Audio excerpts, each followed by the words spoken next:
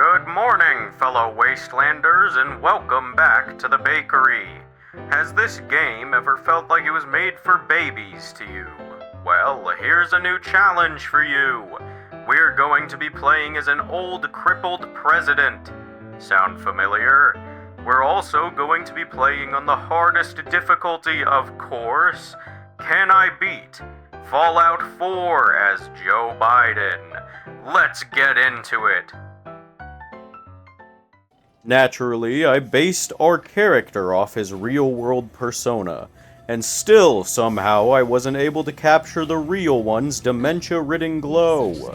I was slowly realizing before starting the game while I was going through the Creation Club downloading the new free stuff, I'm really gonna have to do a fresh, normal playthrough of this game again. Especially because of all the Enclave stuff. You might flame me, but Enclave is the best faction. I've been called greasy for that. Your words cannot hurt me. As we go through the introduction, let me explain what's going on with the Evil Within Can I Beat. As you all know by now, I upped the ante with a lot of these challenges by also playing on the hardest difficulty.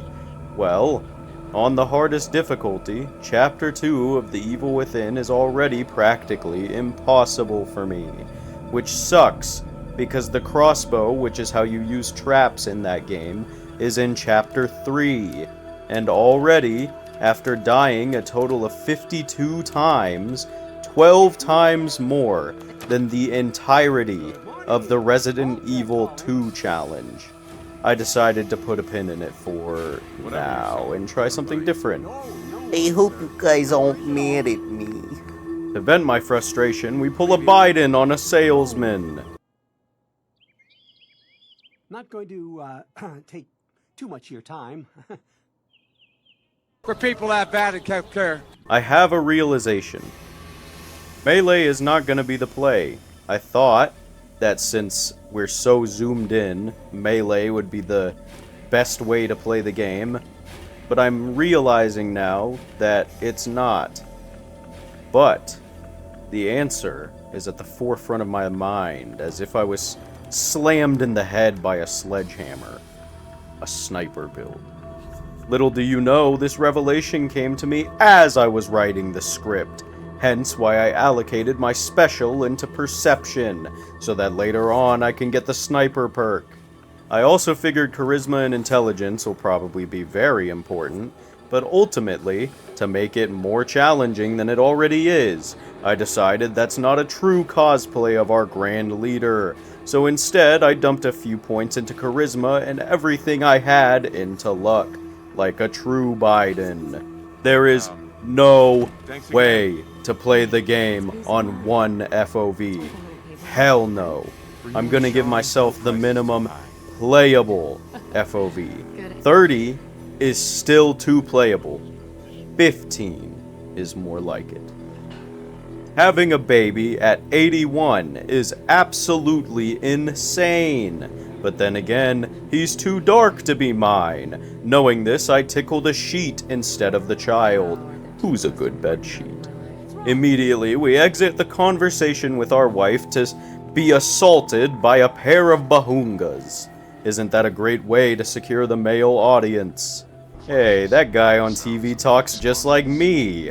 Don't worry, I know I'm not crippled yet. I'm crippling myself after we leave Vault 111. As we walk through the vault and step into our sleeping bag, I realize I've made a huge mistake not investing in intelligence, because now I need to invest our first 3 levels into intelligence just for gun nut if I want scopes. This FOV makes me look tiny in cutscenes. It's quite funny. We awake from our presidential slumber after having a pleasurable dream about our desire to destroy the world. Then, we find the Kamala Harris to our Joe Biden has passed. Who's gonna puppeteer us now? Anyway, after getting out of the pod, I think about what I said about intelligence a moment ago, and say f*** that. So I use a command to set my charisma to 1 and intelligence to 4. I essentially just swapped my special around. If you don't like it, cry about it. Already, I can tell this challenge is going to be terrible for my mental health. I can't use terminals. I was able to get the all-important Red Menace holo, but I can't use terminal screens. On my way out, I realized the vault wall texture is just a wood texture painted white. Interesting. I am allowed to use the Pip-Boy at regular Pip-Boy FOV. I would unalive myself otherwise. But we finally exit the vault, and we're officially out on the run. Time to immediately cripple myself. I ended up having to create a custom file in the directory to allow myself to cripple myself. And well, I'd say that's good enough. Unfortunately, it isn't permanent, so I'll need to reset it every now and then. As we waddle our way to Red Rocket, let me just take this moment to say thank you, all of you, for all the support. It really does mean the world. I never thought I'd get this big. It's just insane to me. Thank you all so much. Subscribe and join the Discord. After upgrading our handgun receiver, we find our real-world, poorly trained dog. You know, the one that bit Secret Servicemen. I decided for now I'm gonna be skipping Preston and his entourage. If you've played this game, you know why. That's right, viewers. He's a different color than me. I'm only in third person, so I can give you guys a nice sped-up angle to watch me reach Diamond City. I've done this run many times, so it's no issue at all. However, at the end of this run, I am going to make you sit for 15 full seconds at normal speed, so you can see what I had to go through.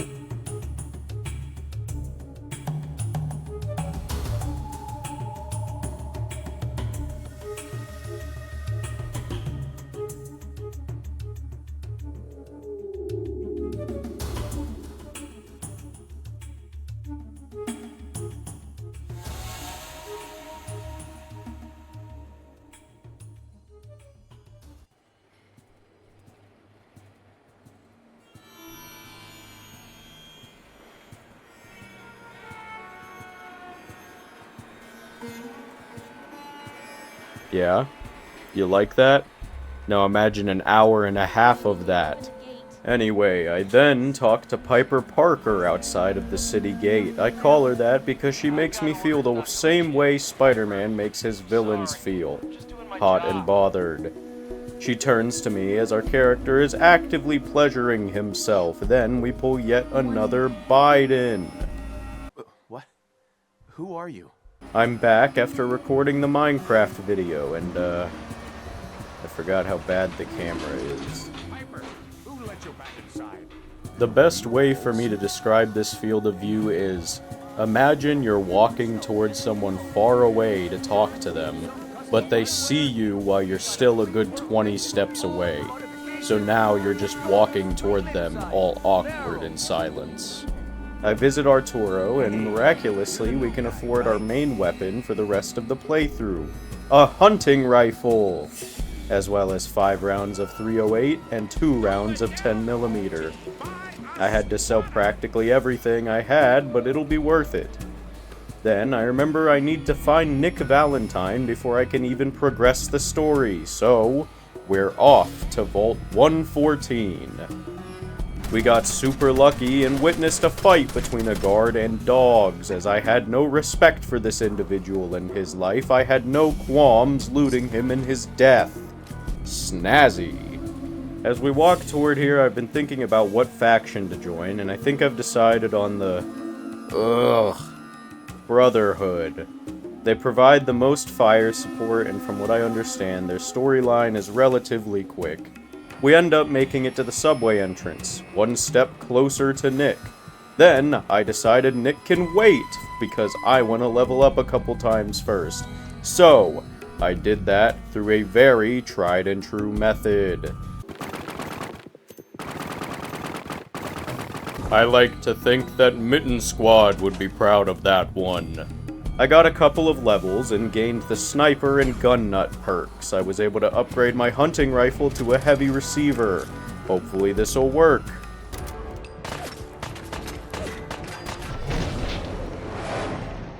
Alright, this FOV isn't fun for me to play, and I know damn well it isn't fun for you to watch. So I'm going to be swapping to my regular FOV. The gimmick was fun while it lasted. Now it's time for the rest of the full crippled playthrough. We still ended up dying. I blame how low our health is right now. You know, since I'm broke and can't afford Radaway. Despite dying again, this FOV really is such a breath of fresh air. I decide a little more rads is an easy price to pay for the sweet, sweet taste of 200-year-old cola. We finally reach Vault 114. Time to enter the Steel Sphincter.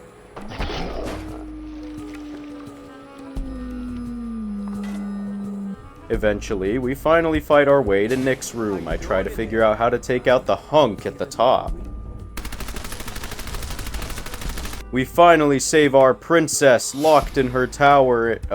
Not Nick, the bobblehead. But now, we can finally make our way out.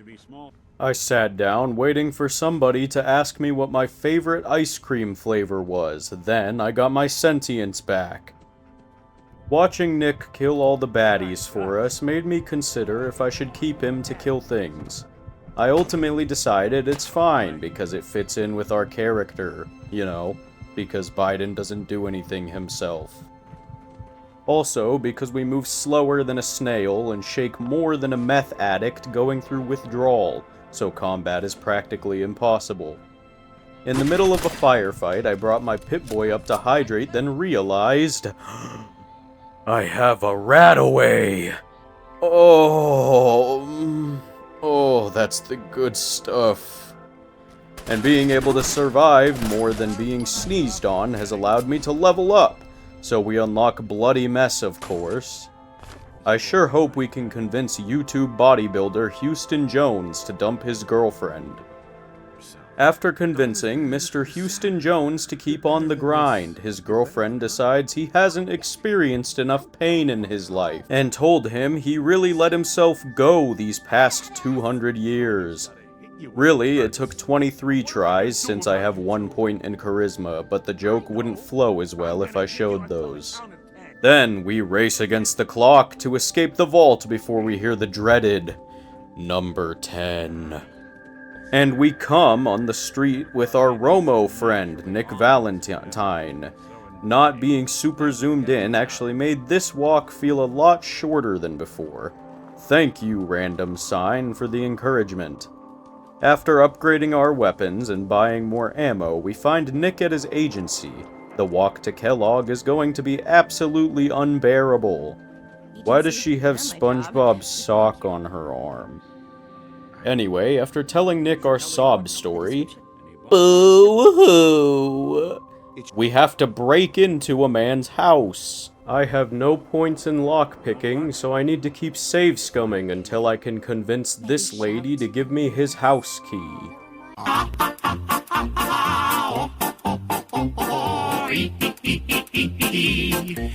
It surprisingly only took 5 tries. Seems he recognized my presidential synthetics. Anyway, we open Kellogg's and give our dog a smoke. Now, time for the second and easiest of the 3 main runs in the game. I am dreading the glowing sea. I'm so glad there's an auto walk button in Fallout 4. It allows me to do other stuff. In case you're wondering why I haven't gone to Cambridge if I'm joining the Brotherhood, it's because if you kill Kellogg before meeting Dance, then you can skip the first couple of Brotherhood missions and go straight to finding the missing patrol with Dance. We finally make it to Fort Hagen, head inside, and threaten Kellogg like he was a blue-collar worker asking why I'm taking their guns. I only hope I go to hell, so I can kill you all over again, you piece of shit. Then we kill him. I'd also just like to take a moment to say that is the most glazed line ever in the series. The Chosen One would absolutely crush Nate. Anyway, we get a chance to pick Kellogg's brain. Literally, we see your mom. Thought I'd forget to make the joke this episode, huh? And then we're off to the memory den. I'm also gonna get a chance to see if there's any unique dialogue for if you don't know anybody that can help you build the teleporter. We reach the memory den, where we proceed to sit in the chairs from Fallout 3. Then wander through Kellogg's mind, praying that we don't see his big fat ball sack at any point. We then learn how to get into the Institute, being vaporized. So we get the hell out of Dodge. We then go investigate the glowing sea. I pop a couple of Radexes, then we enter. When we find Virgil, this actually ended up being the easiest walk out of the 3. Who'd have figured? He tells us we need to find a courser. Oh boy. The signal we follow leads us to Green Tech Genetics. On the top floor, we find a courser. I'm here to pick up an order. 2 large pepperoni and a calzone. Name is Fuck You. And we kill him. We then pull the big mountain lab out of his head and make our way toward the railroad to analyze the chip. We enter the password everybody knows by now, to then be greeted by an attractive ginger. Boyoyoyoyoing! She's being impatient with me until everyone's favorite Elvis impersonator shows up. I didn't know he was chill like that. Because of him, we can enter their super secret fan club. The Hout redhead shows me her Tinker Tom. He decrypts the chip for me. Then she threatens me with not being my friend anymore. I don't care. I'm only with you for your body. My real love is Fox. We then go on our way back to meet up with Virgil. He makes fun of the band kids we just met, then he gives us a blueprint to make a teleporter. Common Virgil W. Time to go see Dance at Cambridge. We speak to Dance and tell him we need help. Then he pulls a classic military recruiter move, making you feel like you don't have a choice. I then find out I need to go to ArcJet anyway, and I almost failed the challenge right then and there. By almost wanting to unalive myself, I mean. We follow Dance to ArcJet Systems. It was about this time I wanted to quit. I was really burnt out on this video, but then I remembered all my fans. So, we proceeded to let Dance do all the heavy lifting, then thanked him by blasting him with a rocket. Then we grabbed the doohickey thingamabob and we're off. We go back to Red Rocket to upgrade our weapons, but let me just say, it is so refreshing playing the game on a vanilla difficulty. I mean, Righteous Authority doing 40 damage with level 2 Bloody Mess and Rifleman? That's crazy. I usually play with mods like MAME and Horizon installed, which make the game significantly tougher, so this is a fantastic breath of fresh air. Anyway, we meet Dance back at the police station. We definitely have the corrupt smile of our real-world counterpart. Then we get to go on a helicopter ride. Yee-haw! We get yelled at, then we have to listen to the kid from Fallout 3 bitch and moan about how much he hates a certain ethnicity. That's right, Synthas. Don't worry, I'm not putting on the power armor. I go around being two-faced with all my superiors because you gotta fight the bad, man. If you keep boarding that garbage, you're going to slow us down. Oh, I think Biden's already slowing us down as much as possible, Dance. Maxon tells us to slaughter a town of muties. Thank God, we're finally approaching the final act. I'm getting so tired of being such a geriatric old man. At this point, the only thing keeping me going is knowing we only have 8 quests left, and I have weapons that can hopefully take practically anything out. Thank God for the vertibirds. Saves me a ton of time waddling my way over here. Plus, it gives us a free pass to kill people for being different than me.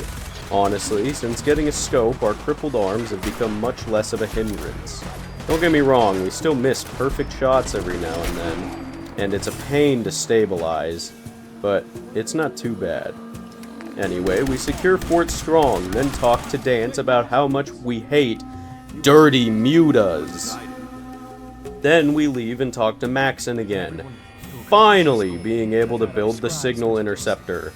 I decide, fuck looking for those components, and I command console them in instead. I'm coming up on a deadline, damn it! We build the signal interceptor, then intercept the signal, and slowly but surely stumble our way into the Institute. We act just like our real-world counterpart. Damn it. Sean! Open the door! Father? Father, help me! He's trying to take me! Father? We're then greeted by an old crack addict I've decided to designate as Hunter. For no particular reason. He kicks us out, and on our way out we check his browser history, giving it to our fellow cripple when we get back to the airport. Then we speak to Elder Maxon and get yelled at by alerting the Institute, even though we left completely peacefully. I think he's got the wrong baked good. Thank God we're almost done. According to this guide, we have 6 quests left. Then the epilogue quest, but I'm not counting that. We speak to Ingram about something that I'm sure was only put in the game as fan service. Excuse me, Liberty Dr. Prime. She sends us to talk to some lady in Diamond City and, of course, because nothing can be easy for us, she's been kidnapped. Off to General Atomics Galleria it is. When we arrive, we go straight to the bowling alley to brush up on our skills, then immediately get assaulted and only survive because of my glorious laser rifle. We find the professor, then find out Professor is actually her first name. What in the self-absorbed asshole is that sh**? She says she's too busy to help us, so I extort her into helping. Then it's back once again to who, at this point, might as well be our girlfriend. It's so cute that these two physically challenged people found each other. We build Prime's joints, then speak to our disabled lover. She then sends us on what may end up being the most difficult mission of the playthrough, getting Prime's secret ingredient. We get to the edge of the glowing sea, slam all our Rad-X, then miraculously make it to the military installation almost unscathed. Twice now, the glowing sea has been so much easier than I thought. I spoke too soon, and upon entering, a rad scorpion followed us in, and we had to use a bunch of stim packs, since we're out of sweet, sweet hydration. We got jump scared, but emerged victorious, found the secret formula, and made it back to Ingram, where we activate Liberty Prime, then meet Maxon, where he tells us Dance is a synth, and is defective. We find Dance, and he tells us he learned he's a synth. Unfortunately, just like in real life, our character is incompetent in his speech, leading to us needing to eliminate Dance. When we visit the Prydwen again, we get our next mission, meaning we're almost done. Time to go kill the Railroad. It's kinda sad, but the Railroad posed no threat. We got Pam, and we make our way back to the Prydwen. Now, time for the first and second of the last 3 missions. Heading to Mass Fusion. After fighting our way through the building, we grab the Butthole Agitator, return to the airport, and everything is about to come together, as we plug the Agitator into Liberty Prime and start him up. Time for this crippled old man to finish up his journey. It's finally time for the iconic Walk of Liberty, mimicking the one in Fallout 3. At least he's courteous enough to wait for us.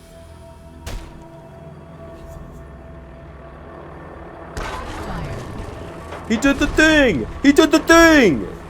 When we reached CIT, it wasn't even a contest. Liberty Prime absolutely annihilated everything. And we got to see him burn a big hole in the ground. It's time to lay a full frontal assault. We meet our son again and access his terminal. Then we place a nuclear charge, escape, and watch the Institute blow sky high, marking the end of the playthrough. Meaning, we've now beaten Fallout 4 as our president. If you liked this video, make sure you like, subscribe, and comment. I read all the comments. Other than that, that'll be it for this video, everybody.